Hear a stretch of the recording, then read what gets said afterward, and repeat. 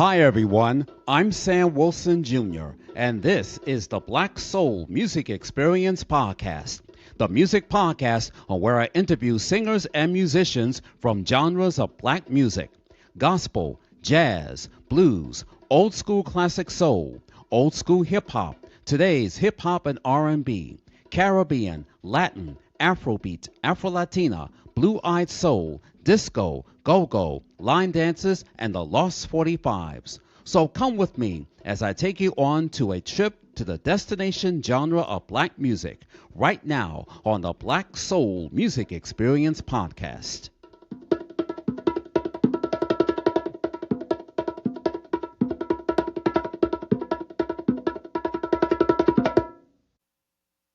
Legal Shield is a proud sponsor of the Black Soul Music Experience Podcast. Have you been involved in any types of accidents? Have you been a victim of identity theft? Have you been a victim of a computer fraud scam? Have you been in disputes with your tenants or landlords? If your loved one dies and they didn't write up a will for you or for your family, or you and your spouse are filing for divorce, or if you need help by opening up your small business, give Legal Shield a try. Visit their website at legalshield.com and tell them you heard it here on the Black Soul Music Experience Podcast. Do it today. You'll be glad you did. Welcome to the Black Soul Music Experience. I'm Sam Wilson Jr., and I have a special guest on my show. This lady that I'm about to introduce was born in the windy city of Chicago, Illinois, later raised in Milwaukee, Wisconsin, and now resides in Baton Rouge, Louisiana. She has some new songs out and is available right now on Linktree and on DistroKid. Please help me welcome to the Black Soul Music Experience, ladies and gentlemen, Miss Aeriel Nicole. Hi, Aeriel. How are you? Hi, I'm good. How are you? I'm doing fine, and you. Welcome to my podcast. A pleasure to have you here. So my mission is to reach out to some of the independent artists, whether they were on the major record labels or not on the major record labels. So it's my mission to reach out to everyone, young, old, whether you're from 35 to 105. My mission is to reach out to those who've been in the music industry. Well, thank you so much for having me. I appreciate you reaching out to me. Okay. As always, I always try to reach out to some of the young folks and also to the grown folks. So that's my mission. So it's a pleasure to have you here. Pleasure to be here. Okay. As always, America doesn't know who you are. The world doesn't know who you are. So it's my pleasure to have you here on my show. So let us begin, shall we? Yes. Now, as I mentioned, you're originally from the windy city of Chicago, Illinois. Yes. So where were you born in Chicago? You from the south side or the north side of Chicago? Yes, so I was born in Hazel Crest, and we kind of grew up in the south side area, but now my father lives more on the north side. He lives in the suburbs, Olympia Fields. And when I was 4 years old, I moved to Wisconsin, which is where my mother's from. And I kind of pretty much traveled between both my whole life to visit my dad and my mom. And yeah, now I'm in Baton Rouge attending school. So it's been a little all over the place. Okay. Now, were your family or your parents were in the music industry, or did they had 9-to-5 day jobs? No, my parents are veterans. And like honestly, most people in my family aren't in the industry. They aren't musically inclined. I don't really have any ties. So sometimes it is funny because I'm like the only one. Were they serving in the military or anything? Yeah, they're in the army and they retired a little while back, but they served over 20 years. I think it was 25 and 23, if I'm not mistaken. Well, special shout out to your parents, and we thank them for their service. Thank them for protecting us. Now, which high school did you go to? I went to Milwaukee Lutheran High School. Fun fact, I was actually valedictorian. And which college did you go to? So my first college was Berklee College of Music in Boston, and I transferred last year here to Baton Rouge, and now I go to Southern University and A&M College. So that's where I'm going to graduate from. And what was your major in college? I am majoring. The first time I majored in pro music, which is an entrepreneurial approach to music, but now I'm majoring in business marketing, which I felt was the best choice, being that I want to go into the industry. Okay, well, good luck to that because Thank you. for those who are on going into the business, but you have to know what's behind the scenes with the recording industry because when you sign them papers, you have to make sure that you read them contracts because sometimes when they don't market you or promote you that correctly, Yeah. so that's a little slippy right there. We're going to talk They about can't that. do it. I know how to do it at least. Okay, we're going to talk about that later. Mhm. Now, who did you want it to be when you grow up? I didn't really want to be anyone else. I just kind of wanted to be my best. I wanted to be like a big superstar, touring. Everybody knows who I am. I make this crazy music. I have a crazy legacy. Like that was always the envision. That was always the vision that I had for myself. And I think as I've gotten older, I've just refined it better and I found ways to build my brand and further myself personally. So Okay. And how old were you when you started singing? I was 4 when I started singing, and I think I was 16 when I actually started recording music and like professionally singing, but I've been singing my whole life essentially. Was being a singer your calling? Definitely. I feel like using my voice is like the way that I feel like that's what I'm meant to do. Pretty much heal through my voice, whether that is singing or speaking or giving advice. I just feel like my voice is my gift. Okay. Now, growing up, who were some of your favorite singers? Well, I know it's a little corny, but Beyonce was always one of my favorites. I did love Alicia Keys. I love Sade. I love honestly any singer that just has a great creative vision and works hard because that was always what I aspired to be. So it was always very nice to see people, especially that look like me, doing it on a big scale. And who were your musical influences that had inspired you to sing? Well, okay, I actually made a list. I remember when you told me to come up with 10 artists, and it was really hard. So, um, for one and two, I couldn't pick, but I put Beyonce and Michael Jackson at one because both of them have been my greatest influence. I think stage presence and performance is such a big part of my artistry personally. So, looking at people do it on that type of scale and do it so well was always very aspirational. I love Tina Turner and Prince. Jay-Z was always really dope to me too. I love the swag that he has and the messages in his music. Kendrick Lamar as well, Tupac. Um, Newer age, I would say Frank Ocean. Like I really like how melodic his music is. Alicia Keys too. I wouldn't say she's in my top 10 artists, but she was always such a beautiful like person that I would sing for covers or just looking at her music videos. Gotta say Whitney Houston. Such a talent. I can't sing her songs, I can't lie. As I get older, I'm getting better at them, but they are really hard to sing and it gives me something to aspire for. And I do love J. Cole as well. And like I said, Sade. Sade is amazing. I feel like I'm in a jazz bar whenever I put her music on. It's really cute. Now, how would you describe your sound? Is it like today's R&B mixed in with some of the 90s and 2000 sounds, especially for the grown folks? I think so. I don't like to limit myself to one genre because I make so much music, but I just haven't released all my other genres yet. I do have a rock song, I do have some country music, I do have some techno. I have some stuff where I'm playing around with all these different things. But I think I even made a psychedelic type of song last week. I thought that was pretty cool. But when I think of myself as a business, I do try to lean into one genre at least starting out because I don't want to make it too confusing and drop all type of stuff. So I feel like lately I have been on a R&B hip hop with an early 2000s influence. My last single was produced by Tim Kelly, where we had that type of like Bobby V Asian R&B sound from the early 2000s, and I thought that was a really nice vibe because it fit well with my voice and my brand. And now my next single, which comes out in a week actually, it's like a Pharrell funky fun type of vibe. So yeah, I am on that kind of sound right now, but I don't Now, want to stay. yes, go ahead. I'm on that sound, but I don't want to stay. I want to make that clear. Okay.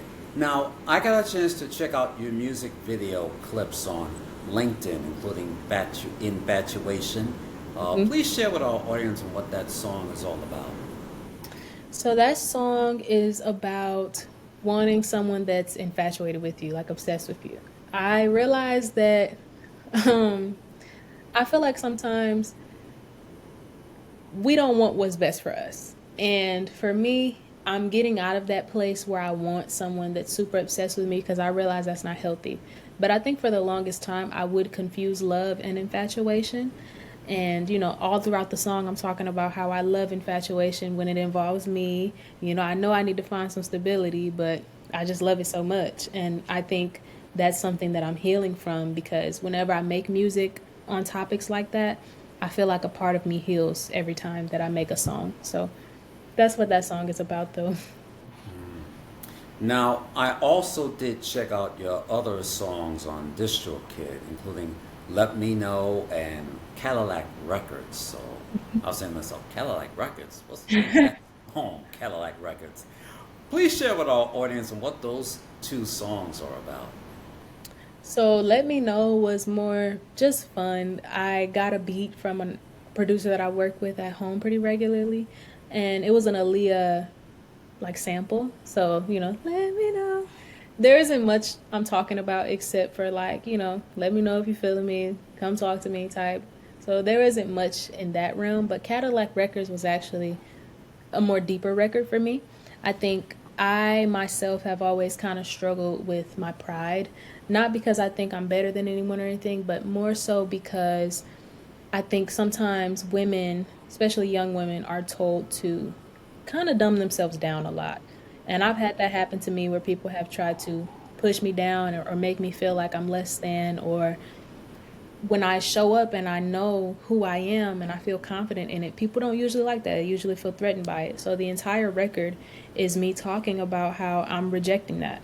I'm going to push back on people trying to push me down. I'm going to be confident and I'm going to be loud about it. I mean, confidence doesn't have to be loud, but I do feel like a part of me almost wants to push back more aggressively because of the pushback that I get. So I'm kind of learning to just be in my confidence and not scream it out loud anymore. But I don't think I'll ever let somebody take it away from me. And that's what that song is about. Don't ever let nobody take your confidence and your worth from you. Okay. Now, we mentioned Cadillac Records, so I was thinking to myself, oh, it's doing the movie Cadillac Records. And you mentioned Beyonce because Beyonce was in that movie, Hmm. Cadillac Records. And that was a movie that was based on Chess Records. That was the blues format. They Hmm. also created a division label, Cadet Records, where they had the Dells and many other classic soul artists. So Cadillac Records was kind of like the movie that was based on the autobiography of Leonard Chess, who founded Chess and Cadet Records. So they came up with that name, Cadillac Records. Cadillac Records? Who come up with such a name like that? Well, they named it after the car Cadillac or something. Hmm. So when I see that song Cadillac Records, I was like, oh, is she doing that song based on that movie No, starring actually, Beyonce? it was genuinely coincidental. The beat that I actually got for that song was titled Cadillac Records. And I thought it was super funny because obviously I do love Beyonce. So I was like, and I know the movie, so I thought that'd be a funny little double entre. But yeah, it actually wasn't like a deep meaning. I just thought it was funny. Now, your motto says, and I quote, I am not conceited, I'm convinced. It tells. What does that means in your own words? Well, like I was saying earlier, like I think people will try to push back on people when they sense that they have confidence and they don't need other people to define themselves. So for me, when I say I'm not conceited, I'm convinced, it's not because I think I'm better than people. It's not because I have this huge head. It's because I'm just convinced of my skills. I'm convinced of my talent. I'm convinced that I'm a dope enough person to excel. And that doesn't border on conceited, because I think a lot of people will confuse confidence with arrogance or being conceited with being convinced. So that's why I really love that quote. I think it perfectly aligns with what I stand for, especially as a black woman in today's world. Okay. Now, you mentioned about getting into the business, which you said earlier. And yes, it's like I said, when you get into the recording industry, you have to sign those papers. And Right. hopefully, sometime soon, I will want to do an episode on for those who want to be a recording star. But do you know the business? So Yes. you got to have everything in place when you sign those contracts. We Hmm. had black records from back in the day. We had Motown, we had Atlantic, we had Stax, Philadelphia International. I mentioned Chess Cadet Records. We had TK Records coming out of Miami, Florida, and Solar Records from Los Angeles, California. And I think I mentioned Philadelphia International coming out of Philadelphia, Pennsylvania. And let's not leave out Vibration, Stang, All Platinum, Sugar Hill Records coming out of New Jersey, which was founded by the late Sylvia Vanderpool Robinson. Now, we're talking about this thing which is very important. And what I've been seeing on my YouTube, I see so many major record labels have been merging, some before the pandemic, during the pandemic, and post pandemic. And you mentioned Alicia Keys. Alicia Keys was on a major record label. She was on the J record label, which was founded by Mr. Clive Davis. Hmm. He's the one who founded Arista Records, which have merged or bought Bell Records. And before that, he was with CBS Records. So during the post pandemic, I see Alicia Keys, who used to be on the J record label, and Sheryl Crow, she used to be on the A&M record label. Now both of them have gone independent, and they have all the creative control, artistic freedom. They can collaborate on who they can collaborate with without having the record CEO to dictate to them and saying you can't collaborate with that person or you can't do that song. So now they have their whole artistic freedom and they can do whatever they want. They can collaborate with someone that they grew up in love, and they can, um, you know, do a song that it can do, whether it's, love song or is it controversial or something like that. So everything that I'm seeing now, everything has been merging and corporate greed has sunk in.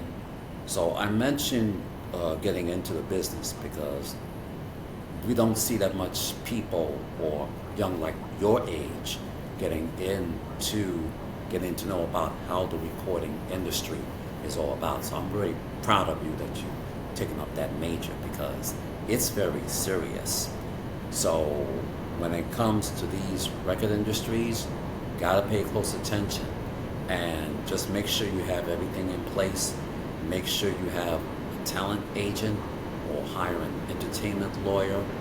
Make sure you have your will in place. That's very important because when Prince passed away, he didn't write up a will. Now you see his family are fighting about, who gets the money and stuff like that. Same thing with Aretha Franklin. She wrote up a will, but she didn't know where she put it at. And same thing with some other singers. Looking at something on my LinkedIn, this lady, Charmaine Simpson, and she brought up Marvin Gaye. And I said to myself, Marvin Gaye didn't write up a will? After he was shot and killed by his father? And he been going into some troubled times with the IRS and money problems and everything. And you've seen so many artists are going through those problems. Some of the singers that I knew back in the 50s and 60s, when the record label goes out of business, or when the record label gets picked up by some company that don't have any music experience, that's when they fall into the cracks with those or being left homeless and penniless, not getting any medical benefits or anything from those record companies. And that's really very serious. So I wanted to ask you this question, since you're into the music and also taking up business. What advice would you give to an upcoming singer who wants to get into the music industry? I would say, since I'm still myself cracking through that door, I think there's a lot of things I have to learn, but based off of what I've learned, I think it's definitely important to keep your guard up. I wouldn't say be, very distrusting and keep people at a distance, but I do think it's important to make sure that you remember it is a business and some people are not your friends. I think I've already learned that firsthand. Some people don't have your best interests, and as long as you're looking out for yourself, I think you'll be okay. But very much got to remember to be watchful and got to remember to, yeah, just stay on your P's and Q's, I would say. And I think everybody should do that in any field, music or business or anything. People sometimes don't have the best intentions for you. So I think it's very important to make sure you're looking out for yourself and staying true to yourself. And I think you'll be okay. Okay, good advice. Okay, to the young people, I hope you heard that message. And if you want to be in the music business, pay close attention to who are you signing with, and make sure Yes. you read very carefully what it says Hire a on those lawyer. papers. Yes, Get a lawyer. because I've interviewed my paternal cousin, and she got into the music business, and her major in college was business. So Hmm. you sign those documents with saying I will be responsible for putting out those LPs. And when it comes to those record sales, depending on the record company that you're going to be on, if they're not marketing you or promoting you, that's what happens. That's what Yeah. happened to singer Angie Stone before she was killed. She was getting ready to sue Universal Records for not marketing or promoting her record labels. And I'm looking at the information, I said, man, no wonder we haven't heard from her in a while, ever since before she passed away. So that's something that we have to pay close attention. And that's something very important. Now, here's a question that I always ask my guests. Living or dead, which singer you wish you want to meet or you want to perform with? Beyonce. Or I think that would be so legendary. I really feel like if I were to perform with Beyonce or if I were to meet Beyonce, that would be something that would be a moment like, we've made it. I think there are other things too that tell you you've made it. And I don't think it has to do with records and things or people telling you you're good. I have my own personal goals that'll tell me I did everything I wanted to do, but definitely meeting Beyonce or even performing with her, that would be a big one. Okay. Now, here on the Black Soul Music Experience, I always ask my guests who are the top 10 R&B black artists of all time. Now, Okay. since I have you, Ariel, and since you're upcoming in today's hip hop and R&B world, I'll ask you what are your favorite top 10. Now, here's how it works. We started off like a top 10 countdown, like the show, America's Top 10. That's before your time. That's hosted by the late Casey Kasem. He always brings out the top 10 songs coming from Billboard magazine. Now, we will start at the bottom five. We will find out who was the best singer, but didn't get any recognition. In other words, the record label what they're on didn't market it or promote it correctly. And when we get to the top five, we will find out who was the best, biggest selling artist ever. Did that artist receive those top 10 number one hits? Did that artist receive their albums, whether it's gold or platinum or double platinum or triple platinum or today's diamond platinum? Did that artist perform that song on American Bandstand or Soul Train or The Midnight Special or NBC's Saturday Night Live or Solid Gold or any other shows in syndication? Did that artist had that music video which was aired, whether it's on MTV or VH1 or BET? Did that artist won a Grammy or an American Music Award or a Soul Train Award or a BET Award or an MTV VMA? Or did that artist got inducted into the Rock and Roll Hall of Fame? Or did that artist had their own primetime special, whether it's on CBS or NBC or ABC? Or did they have that special on PBS, whether it's to show great performances, or they had that special during Pledge Month? Or did they have that live concert special, whether it's aired on HBO or Showtime? So, Aeriel, are you ready to take the challenge? Yes. Alrighty. Who should be at number 10? I think this is my personal list. J. Cole. J. Cole. He had some hits out for a while, so hoping we'll hear from new music from him real soon. So we'll put J. Cole at number 10. Who should be at number 9? I said Frank Ocean. I did mix modern and people that were more iconic. Okay, Frank Ocean has some new songs out so far, so hopefully we'll hear from him real soon. Hmm. Who should be at number 8? Hmm.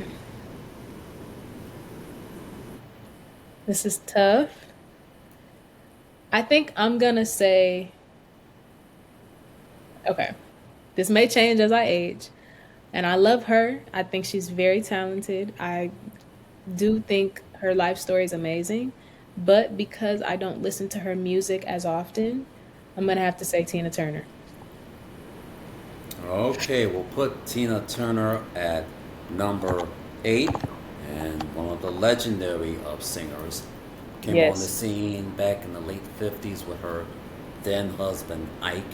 And then during the 60s, they would do a remake of Proud Mary. And then by the 70s, things haven't turned out the way they're supposed to. But they had a few hits, but not as popular crossover, but mostly on the soul singles charts, including Sexy Ida, Nutbush City, Limits, Oh Hmm. My, Soul Bold Sister, just to name a few. And then after, when both Tina and Ike got divorced, Tina went her own thing.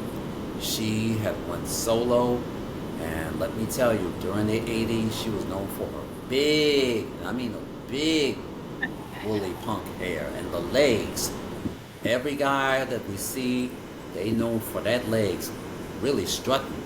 So Hmm. when she came back in the 80s with her LP, Private Dancer, she did the remake of Al Green's Let's Stay Together.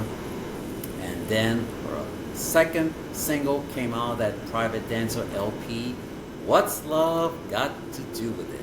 And that was the only number one hit for her on Billboard's Hot 100 Pop Singles charts, number one back in September 1984 for 3 weeks.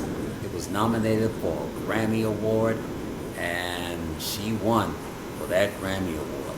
Because back then, she gotten tired of singing those bluesy, sad songs. She wanted to have some happy songs, and that was one of them. So she won that Grammy. Been inducted into the Rock and Roll Hall of Fame twice with her then husband Ike, and then got inducted again in solo in 2021. She had appeared in a couple of movies, including Tommy and also Mad Max Beyond Thunderdome. Participated in USA for Africa's We Are the World, just to name a few. So rest in peace to the queen of rock and soul, Miss Tina Turner, at number 8. All right, who should be at number 7? This is also because I think he's crazy talented. The amount of instrumentation that he can play around with and the musicality. I think understanding music is one of the hardest things that you can do, and like knowing how to play instruments is also very difficult. So I think that makes him a legend, but this is also this low just because I don't listen to him as much. But I'm gonna put Prince here. His royal badness, Prince, came on the scene back in the late 70s with his debut hit, I Wanna Be Your Lover, from his self-titled LP, Prince. I first heard that song back in 1979, and the first time I saw his music video on YouTube, he played everything. He played all the multi-instruments. Yes. He did the keyboards, the guitar, the drums, everything. And other hits came in, including Do Me Baby and Nothing Compares to You. So those two songs that I just mentioned didn't become hits, but it became hits for other people. His song Nothing Compares to You later became a hit for the late Sinead O'Connor, and Do Me Baby became a hit for Miss Lisa Morgan, became number 1 on Billboard's R&B Black Singles charts. When I first heard that song, I thought Prince wrote the song for her. And then I was watching TV1's Unsung when I heard about it, and the producers was getting ready to do her debut LP. They wanted her to do that song. And Melissa Morgan said, I ain't doing that song. It's kind of like too raunchy for me to sing it. But she sung it anyway. The rest was history. As I said, number 1 on Billboard's R&B Black Singles charts. Other things that Prince have done, his other song, I Feel For You, didn't become a hit for him, but it became a hit for Miss Shaka Khan. And he wrote the song Manic Monday. He wrote that for the Bangles, coming out of California. And other hits that followed, including Purple Rain, which was a movie as well. It was a top grossing box office hit, grossed over $1 million plus. He won an American Music Award for the song When Doves Cry, Purple Rain, just to name a few. And he got inducted into the Rock and Roll Hall of Fame for the class of 2004. But he had a fight with Warner Brothers Records, for his creative control. So one time he had his own independent label, MPG. So he kept on performing until he passed away unexpectedly in 2016.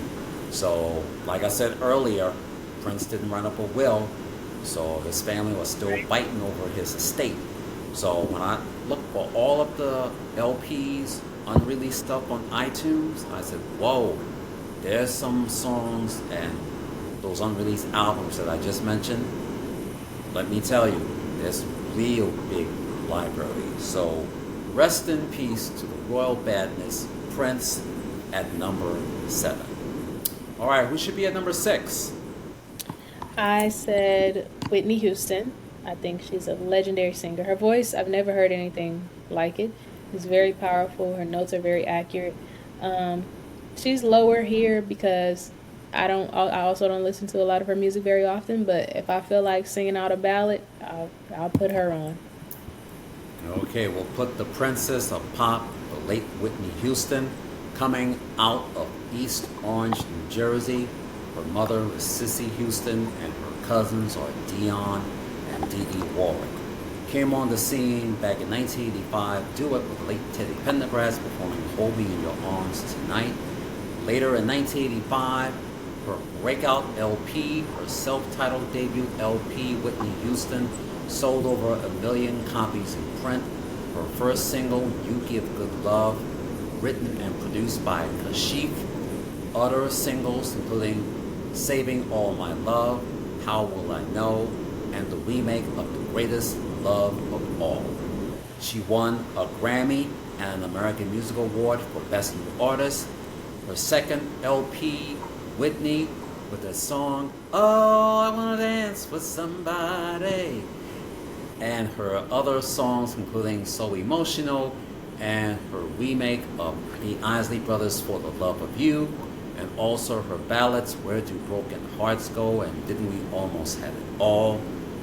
Her other LPs including I'm Your Baby Tonight, which features that single I'm Your Baby Tonight, All the Man That I Need, and yes, she made some acting debuts on the way. She made her debut in the 1992 movie The Bodyguard, also in 1995 Waiting to Exhale, and in 1996 The Preacher's Wife, which is the remake of The Bishop's Wife, which starred Denzel Washington with an all-star cast and was directed by the late Penny Marshall. Speaking of that, both Penny Marshall and Whitney Houston and the guest host Rosie O'Donnell was on NBC Saturday Night Live back in December of 1996 to promote the movie. And the skit that I love was when both Rosie and Whitney and Penny, they were in that skit along with Molly Shannon's character, Mary Catherine Gallagher. That's the one who was breaking the chairs and everything. So I love for that. She had some more hits, but she'll be best remembered for doing her rendition of the national anthem, performing at Super Bowl 25 back in January 1991. This was a time when all of our U.S. troops were in Iran during Operation Desert Storm.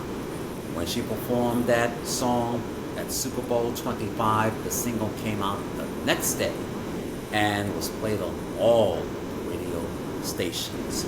So, unfortunately, we lost her in 2012.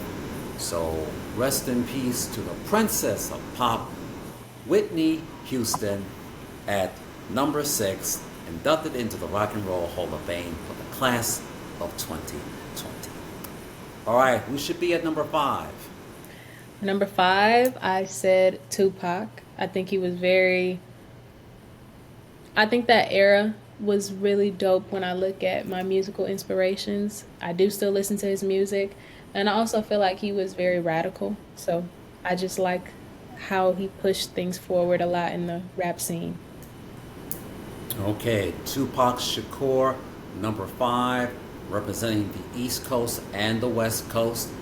He, yes, joined the members of the group Digital Underground out in the West Coast back in the early 90s, and then later went on his own.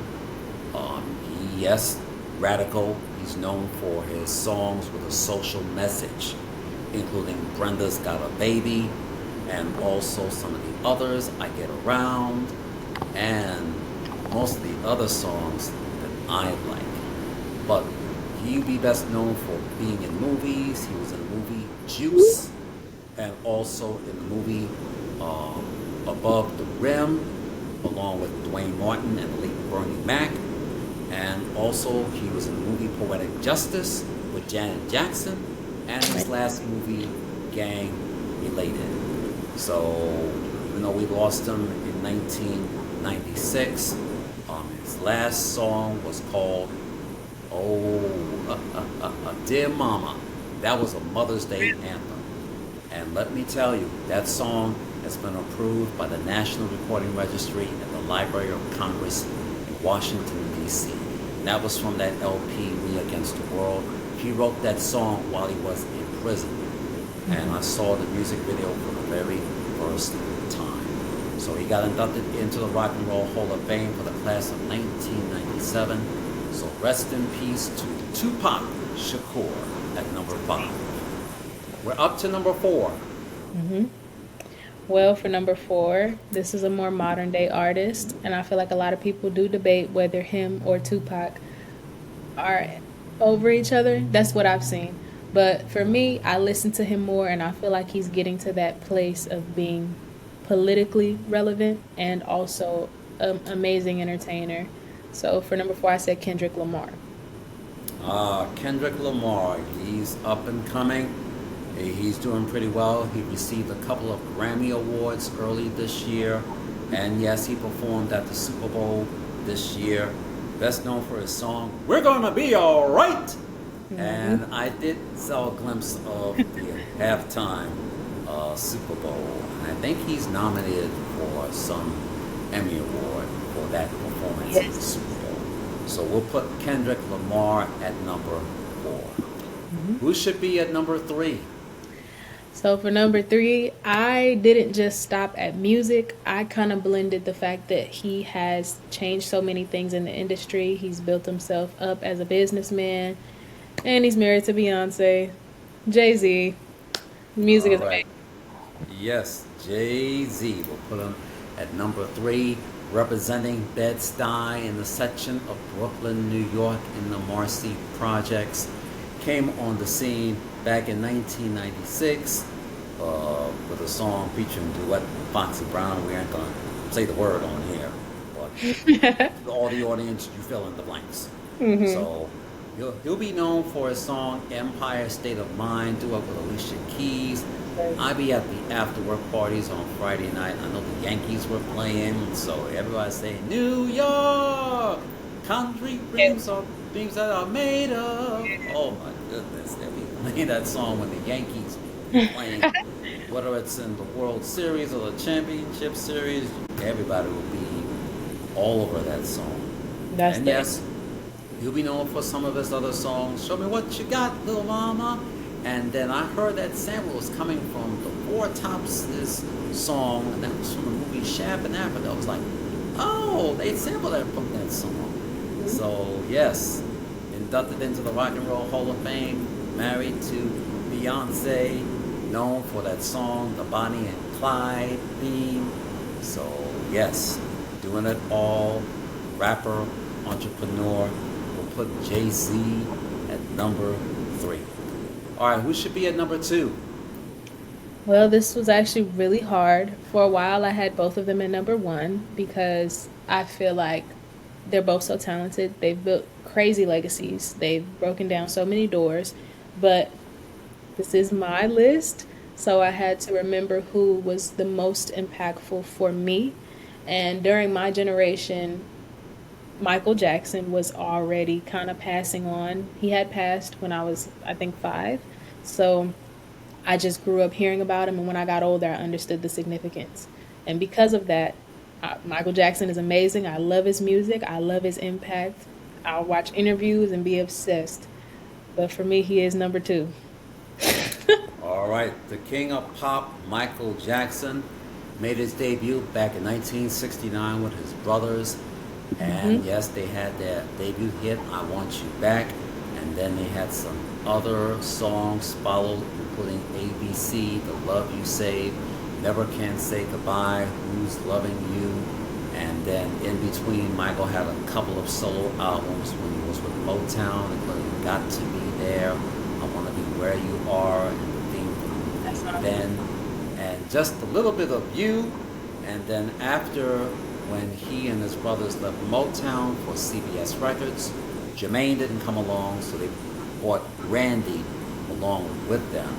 So they signed a contract with CBS Records. They renamed it themselves as the Jacksons, while at the same time they had their summer variety series aired on CBS back in 1976. So they brought their sisters along, Janet, Rebe, and Latoya, and they lasted for 2 seasons. And as for their LPs, they had their debut single called Enjoy Yourself, Good Times, and Let Me Show You the Way to Go.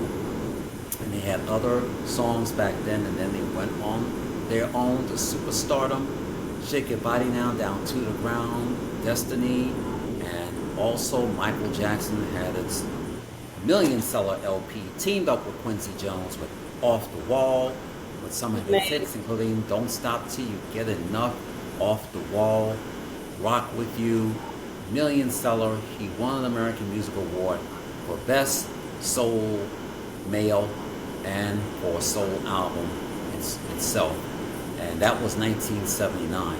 1982 is LP Thriller, double, I mean non-stop, with his debut singles, including You Wanna Be Starving Something, and then followed by Thriller, The Girl Is Mine, duet with Paul McCartney, and Billie Jean, number one on Billboard's R&B Black Singles charts back in March of 1983 for 9 weeks. And when I was watching the Motown 25th anniversary special on NBC back in May of 1983, he was performing Billie Jean's song. He did the moonwalk. Everybody in the audience went crazy. I was watching the special, let me tell you, non-stop. His LP was nominated for everything. I was watching the American Music Awards on January 16th, 1984. He swept the night. He won American Music Awards for Best Pop, Best R&B, Best Rock, and Best Video, and he got an American Music Award merit. Let me tell you, he swept the night. So he had other albums including Bad, which is another one from Quincy Jones. He had that single Bad, and let me tell you, I saw his music videos.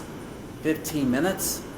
He had his Thriller music video with featuring the late Vincent Price, and then his other video Bad, featuring an upcoming actor Wesley Snipes, and then his other music video Black and White from his LP Dangerous, cameo appearances by George Wendt, Tess Harper, and Macaulay Culkin.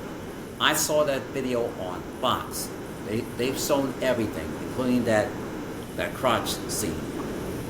And then his other music video, Remember the Time, cameo appearances by Eddie Murphy, Iman, and Magic Johnson. That music video was directed by John Singleton. That too was aired on Fox. 15 minutes. That was Michael's thing. He was influenced by the movies. So nobody couldn't touch him. So his last performance was This Is It, the concert movie and his song. And then he passed away unexpectedly back in June of 2009.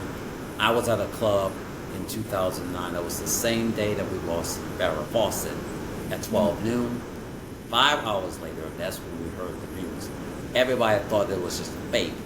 When I got home, when I turned on the radio, it was real. So Michael has swept it all. Grammys, American Music Awards, got inducted into the Rock and Roll Hall of Fame twice with his brothers in 1997 and again solo in 2001. So rest in peace to the king of pop, one and only Michael Jackson. All right, who should be at number one? Well, I'm sure you already know who I'm going to say. But growing up as a little black girl who wanted to be a singer and wanted to be a legend, seeing somebody do it and do it consistently and so well was crazy inspiration for me, and it still is. Beyonce. Alrighty, when presenting Houston, Texas, Beyonce came on the scene back in 1998 with the group Destiny's Child. Had their hits including No, No, No, No, No, I'm gonna say yeah, yeah, yeah, yeah, yeah, and all the other hits including Survivor, Bills, Bills, Bills, and that song Independent Woman from the movie Charlie's Angels back in 2000. Then went on solo in 2003 with hits including Dangerously, Crazy in Love, Me, Myself, and I, and other hits including Deja Vu featuring Jay-Z, and yes, her latest LP, Cowboy Carter. It was number one on Billboard's Top 200 album charts and number one on Billboard's country album charts. So let me tell you, when you see country music, we always say that country music was made by us black folks. Yes, it was. So, telling us the real truth. So, hands down to Beyonce. She won a Grammy for Album of the Year and another Grammy for a duet with Miley Cyrus. Made an appearance on that LP. So who would never believe that Beyonce will cross all genres? When I saw Beyonce performing with the Chicks, back then they were known as the Dixie Chicks. I don't know if they were on the American Music Awards or the CMA Awards.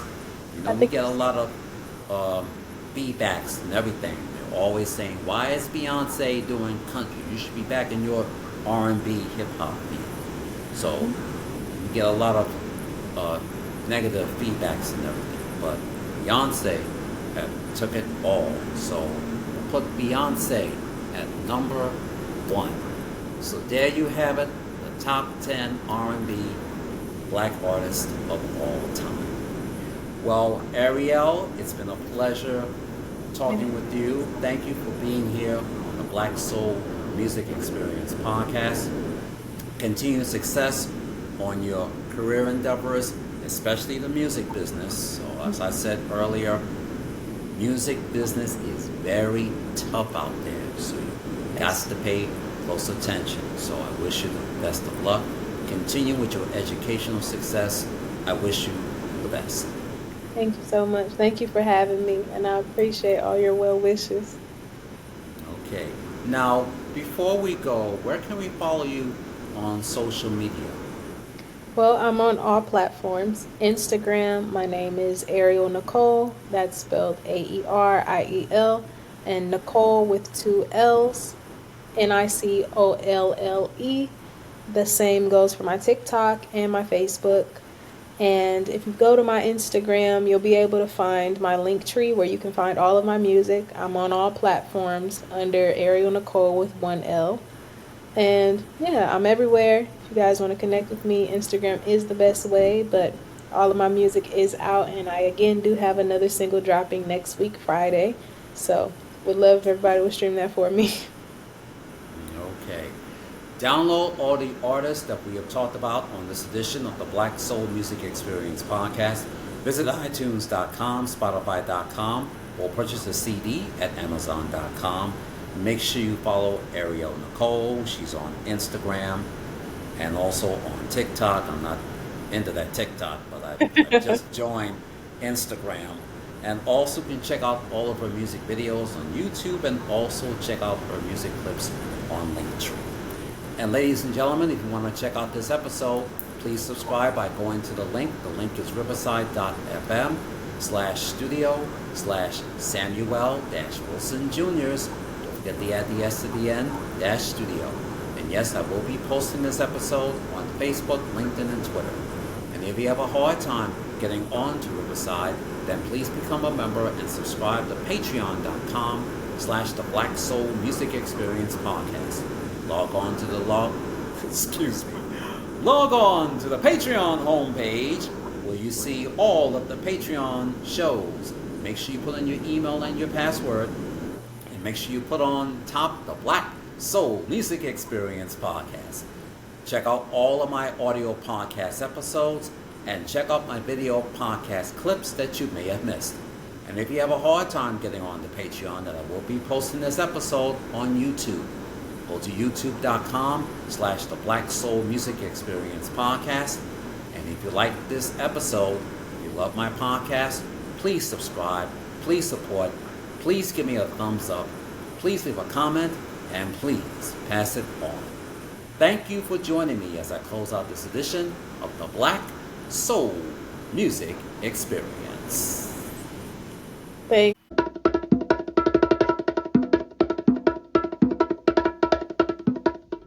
Well, that's about it for this edition of the Black Soul Music Experience podcast. I'm Sam Wilson Jr. Thank you for joining me, and please tune in next week for an all-new episode. The Black Soul Music Experience podcast is sponsored by the support of listeners and viewers like you.